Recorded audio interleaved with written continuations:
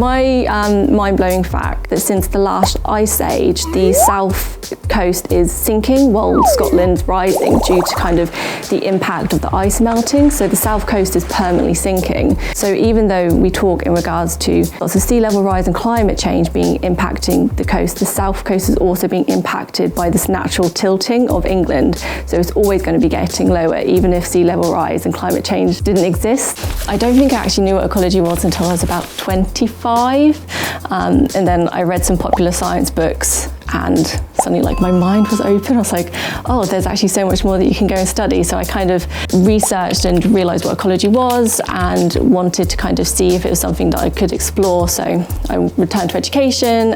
I think the most rewarding part of my career so far is the fact it's been very naturally progressive since my degree. It feels very natural and it just feels very kind of rewarding to know that it's kind of, I guess, working out.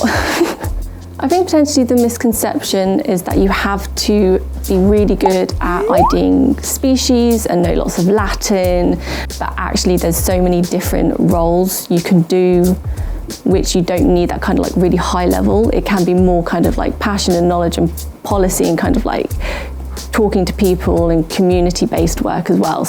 The coolest project probably was my dissertation. It was 6 months out on a salt marsh at 6 a.m, pulling up mud and kind of sieving the mud out and seeing what invertebrates were in there. And it was kind of 6 months of being cold, wet and damp, but it felt really kind of special that I was able to kind of do that and experience something which was quite hands-on.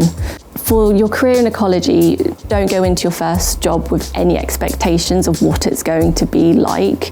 Most people that I speak to on a day-to-day basis, their jobs weren't what they thought it was going to be. They ended up having to pick up different tasks. It's such a kind of moving, complex world to be in, and your job will end up just taking you in some really natural pathways and progression.